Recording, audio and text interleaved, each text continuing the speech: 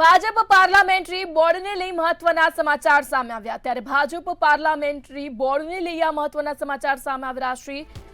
ત્યારે બેઠકને લઈ આ મહત્વના સમાચાર। ભાજપ પાર્લામેન્ટરી બોર્ડની બેઠક બીજા દિવસે પણ મુખ્યમંત્રી નિવાસ સ્થાને મોડી રાત સુધી બેઠક ચાલી હતી।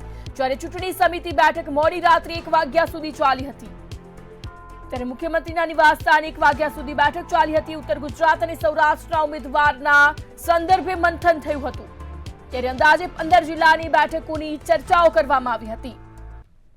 મોડી રાત સુધી આ બેઠક ચાલી હતી, જેમાં ઉમેદવારોના નામોની ચર્ચાઓ કરવામાં આવી હતી। જ્યારે બેઠકમાં પહેલા પાલિકા અને તાલુકા પંચાયત બેઠકો પર મંથન થયું, જ્યારે હવે જિલ્લા પંચાયત અને મહાનગરપાલિકા અંગે મંથન થશે। તો વધુ વિગતો સાથે સંવાદદાતા ઉજ્જવલ વ્યાસ ગાંધીનગરથી લાઈવ જોડાઈ ગયા છે। જી ઉજ્જવલ, ભાજપ પાર્લામેન્ટરી બોર્ડની બેઠક ગઈકાલે મોડી રાત સુધી ચાલી હતી અને જેમાં ઉમેદવારોના નામોની ચર્ચાઓ કરવામાં આવી હતી। શું છે વધુ અપડેટ? જી બિલકુલ, ભાજપ પાર્લામેન્ટરી બોર્ડની બેઠક છેલ્લા 3 દિવસથી ચાલી રહી છે। આજે ત્રીજો દિવસ એટલે કે અંતિમ દિવસ છે।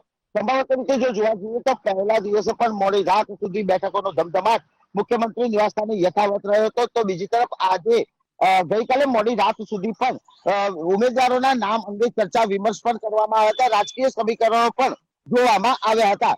આમ જો જોવા જઈએ તો આજે આ પાર્લામેન્ટરી બોર્ડની બેઠકનો અંતિમ દિવસ છે। આજે સાંજ સુધીમાં અથવા મોડી રાત સુધીમાં તમામ ઉમેદવારોના નામની વિધિવત જાહેરાત કરવામાં આવે તેવી પણ પ્રબળ શક્યતાઓ છે।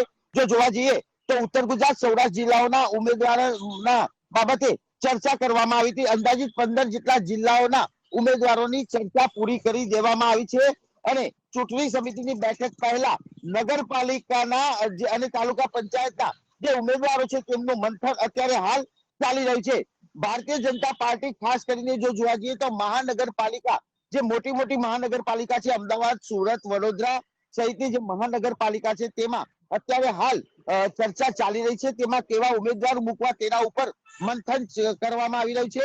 તો બીજી તરફ 50% બેઠકો ઉપર રિપીટની થિયરી થાય તેવી પણ સંભવિત સૂત્રો તરફથી એક માહિતી મળવામાં આવી છે। કેમ કે મહાનગરપાલિકાના જે ઉમેદવારોનું મંથન કરવામાં આવતું હતું તેમાં ખાસી ચર્ચા ચાલી છે અને તેના અનુસંધાનમાં આમ જો જોવા જઈએ તો વર્તમાનમાં 50% બેઠકો એવી હશે કે જેની અંદર રિપીટ ઉમેદવારોને મૂકવામાં આવે તેવી પણ ચર્ચા સૂત્રો તરફથી ચાલી રહી હોવાની વાત સામે આવી રહી છે। જો કે મુખ્યમંત્રી નિવાસ સ્થાને બેઠકોનો ધમધમાટ યથાવત રહ્યો છે। અત્યારે હાલ પણ આ બેઠકો ચાલી રહી છે અને 3 પેનલમાં ઉમેદવારોના નામ નક્કી કરવામાં આવશે। જે ઉમેદવાર નબળા હશે તેની પણ ચકાસણી કરવામાં આવશે। આ ઉપરાંત સેન્સ પ્રક્રિયામાં જેટલા બી ઉમેદવારોના નામ આવે છે તે મુજબની ચર્ચા અત્યારે હાલ હાથ ધરવામાં આવે તેવી વાત સામે આવી રહી છે। જી ઉજ્જવલ, સમગ્ર માહિતી બદલ આપનો આભાર।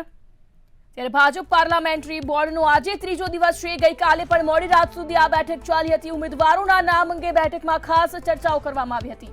જ્યારે જિલ્લા પંચાયત અને મહાનગરપાલિકા અંગે આજે મંથન થશે, જ્યારે તાલુકા પંચાયત અંગે કાલે મંથન થયું હતું। ત્યારે આજે પાલિકાના તાલુકા પંચાયત બેઠકોના નામો જાહેર થઈ શકે છે।